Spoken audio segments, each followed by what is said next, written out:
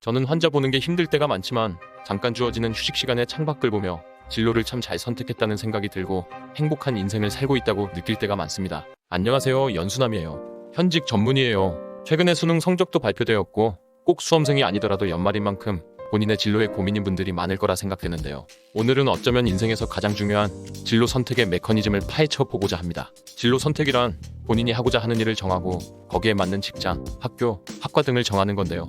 본인에게 맞는 최적의 직업을 선택한다는 건 매슬로의 욕구 단계 이론에서 경제적 행위를 통해 본인의 삶을 안전하게 지키는 안전의 욕구, 한 직장에 소속되고 싶은 욕구인 사회적 욕구, 지위, 신분, 인정, 자아 존중감과 연관되어 있는 존경의 욕구, 자신의 재능과 잠재력을 발휘해서 자기가 이룰 수 있는 모든 것을 성취하고자 하는 자아 실현의 욕구까지를 충족시킬 수 있는 것을 의미하는데요. 한마디로 일을 한다는 건 인간의 상위 욕구 대부분을 차지하는 것으로 한 사람의 인생에 있어 굉장히 중요한 부분을 차지합니다. 오늘 제가 말씀드릴 진로 선택의 기준은 어디서나 들을 수 있는 뻔한 얘기가 아닙니다. 인생의 수많은 선택의 갈림길에서 했던 고민과 결론, 거기서 얻은 노하우를 이 영상에 전부 녹여냈는데요. 이제 본격적으로 들어가 봅시다. 진로 선택의 본질부터 살펴볼 건데요. 일을 한다는 건 진정 무엇을 의미하는 걸까요? 나라는 주체가 일이라는 행위에 하루 대부분의 시간, 에너지, 노력이라는 인풋을 투자해서 거기서 돈, 성취감, 소속감, 사회적 인정 등을 얻게 되고 거기에 나아가 자아 실현을 할 수 있는 수단도 될 수 있는 것이죠. 따라서 본인에게 맞는 일을 선택한다는 건 굉장히 중요한 일인데 여기서 문제는 여러분은 선택의 시점에서 하고자 하는 일에 대해서도 잘 모르고 있고 나 자신에 대해서도 잘 모를 뿐더러 심지어 여기에 숨어있는 시기라는 변수도 간과하고 있다는 점입니다. 저도 그랬고요. 시기에 따른 진로 선택의 메커니즘을 한번 짚어봐야 하는데요. 일반적인 경우에 10대 내내 공부를 하고 20대 초반에 대학교와 학과를 정하게 되고요. 20대 중후반에 첫 직장을 잡거나 대학원에 진학하게 됩니다. 그리고 그 이후 직장에 계속 다닐지, 이직을 할지, 사업을 시작할지, 부업을 추가할지 등을 정하게 됩니다. 물론 요새는 어린 나이부터 사업을 시작하는 친구들도 많이 있지만 대략적인 큰 줄기는 제가 말씀드린 거에서 크게 벗어나지는 않습니다. 저 역시 20대 초부터 30대 중반이 된 지금까지 수많은 진로 고민과 선택을 해온 입장에서 내리게 된 몇 가지 결론이 있는데요. 지금부터 그 결론들을 말씀드리겠습니다. 첫째, 우리는 매 순간 커리어에 있어 본인의 선택폭을 넓힐 것인가 좁힐 것인가를 고민해야 한다.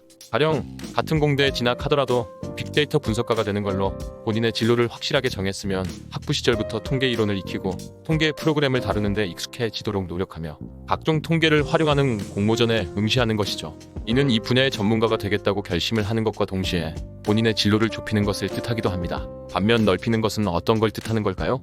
졸업 후 같은 과 대학원을 갈지 아니면 다른 과 대학원을 갈지 취직을 할지 여러 가능성을 열어두고 본인의 커리어를 준비하는 건데요. 이때 넓힐 것인가 좁힐 것인가에 대한 정답은 개인이 어떤 성향을 갖고 있냐에 따라 달라지는데 그 기준은 조금 더 뒤에서 설명드리겠습니다. 둘째, 진로 결정에 있어 실력이라는 측면을 정교하게 볼 줄 알아야 한다. 우리가 수능 수학을 기가 막히게 잘한다고 해서 이게 20, 30대의 수학을 활용하는 분야에서 뛰어난 역량을 발휘하게 될까요? 물론 그런 경우도 있겠지만 대부분의 경우에 있어 실력의 활용도는 불연속적이라는 점입니다. 오히려 각 시기에서의 실력은 다음 커리어를 선택하는 데 있어 선택의 폭을 넓혀주는데 주역할을 하게 됩니다. 예를 들면 수능에서 국영수사과에서 최고의 점수를 받는 것은 언어학자, 수학자, 역사가, 과학자가 되는데 도움을 주기보단 본인이 가고자 하는 대학과 학과의 선택폭을 넓혀주는데 역할을 하게 됩니다. 20대 대학 학부 시절에 좋은 학점을 받는 것도 다음 선택의 폭을 넓혀주는데 작용을 하게 되고요. 따라서 우리가 평소에 최선을 다해 공부를 해야 하는 이유도 다음 커리어 선택의 폭을 최대한 넓히기 위한 측면이 있습니다. 하지만 첫째 조건에서 말씀드린 본인의 커리어를 좁혀가는 사람에겐 이 실력 그래프가 다소 연속적으로 작용하게 됩니다. 셋째, 어린 시절의 나의 경험, 관점, 판단력, 사고력을 온전히 믿지는 말자. 오늘 말씀드리고 싶은 내용의 핵심이라고도 할 수 있는데요. 우리는 인생의 긴 진로 선택의 과정에 있어 본인이 현재 하고 싶어 하는 것이 정답이라 생각하는 경향이 있습니다. 당연히 선택의 주체는 자기 자신이어야 하니까 본인의 기준대로 선택하는 것은 맞습니다. 하지만 10대 때 본인이 생각한 적성과 30대 때 본인이 생각한 적성이 같다고 확신할 수 있나요? 우주의 모든 존재는 시간에 따라 변화하기 마련이고 나 자신의 생각, 가치관, 적성 모든 것들은 새로운 경험들을 하고 시간이 지남에 따라 계속적으로 변화되고 재정이 됩니다. 제 영상을 빠짐없이 보신 분들은 저만 해도 대학 입학 당시 프로그래머를 꿈꿨다가 바로 1년 만에 코딩을 전혀 하고 싶지 않게 되었고 학부 시절 내내 외국 박사 취득 후 공대 교수로 진로를 정했다가 교환학생을 가면서 다시 의지전으로 방향을 틀었다는 걸 알고 계실 겁니다.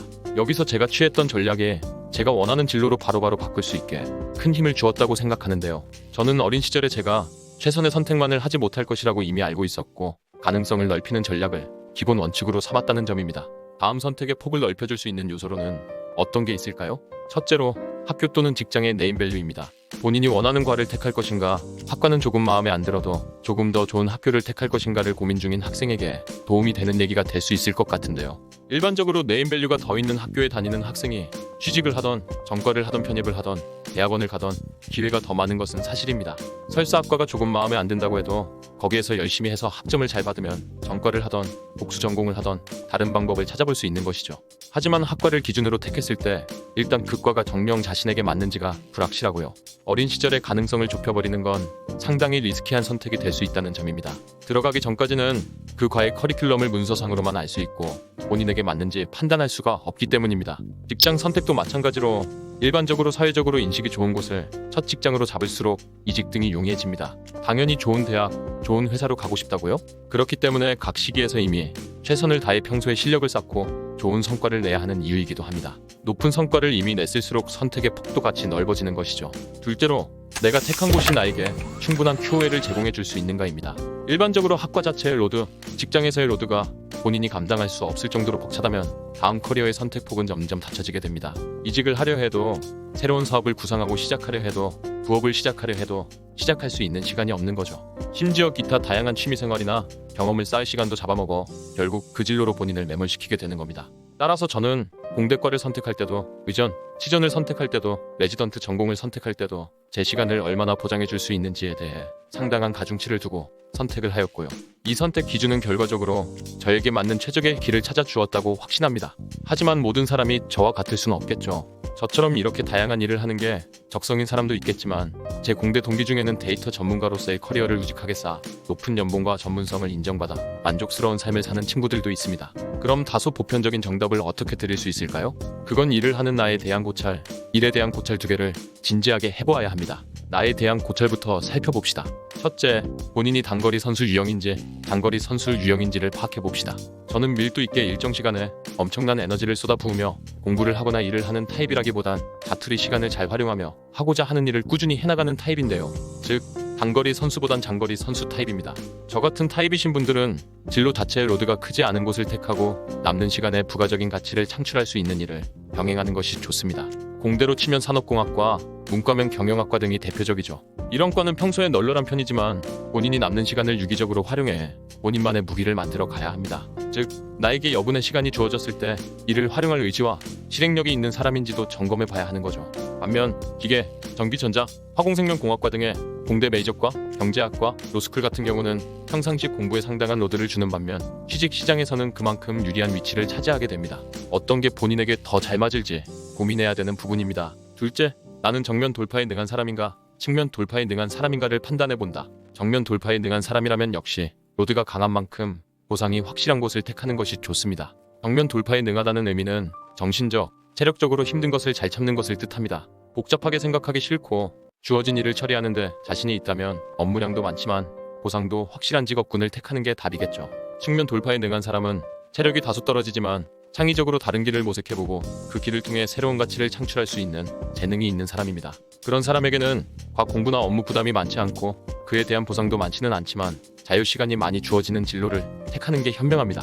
셋째, 나의 욕망이 어디까지인가를 판단한다. 내 인생에서 일에 비중을 어느 정도 두고 싶은지, 인생의 목표를 일에서 찾을지, 일 외적인 시간이나 취미에서 찾을지, 회사에서 주는 월급으로 만족을 할지, 내가 일한 것에 비례해서 보수를 받는 것을 원하는지 진지하게 고민해 봐야 합니다.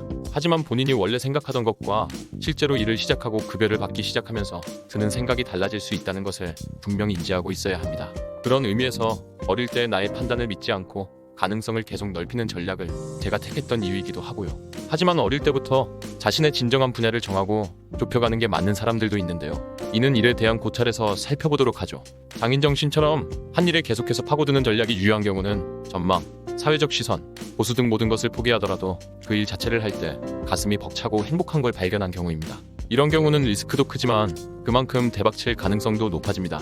어느 분야든 그 일을 즐길 수 있고 최고가 된다면 보상은 자연스럽게 따라오는 법이죠. 하지만 일 자체가 좋은 경우도 있지만 어떤 일을 함으로써 오는 부가적인 명예, 보수, 보람, 성취감 등이 좋은 경우도 분명히 있습니다. 전체적인 썸이 높은 걸 잘 찾을 수 있도록 해주고 이 일이 천직이다 싶은 걸 찾기 전까진 가능성을 높이는 전략, 찾았다 싶으면 그 일을 파고드는 전략을 취해주도록 합시다. 더 구체적인 진로 선택 전략을 알고 싶고 진로 컨설팅까지 받고 싶다면 구독력, 가입 버튼 눌러주시고요.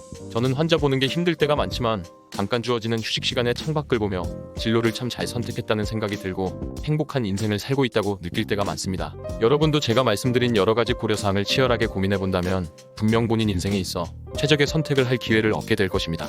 다음 시간에는 연수남 연말 특집으로 가장 인기가 많았던 공부법들을 리뷰해보는 시간을 가져보겠습니다. 기대되신다면 구독과 좋아요, 알림 전체 설정 맞춰주세요. 감사합니다. 당당당.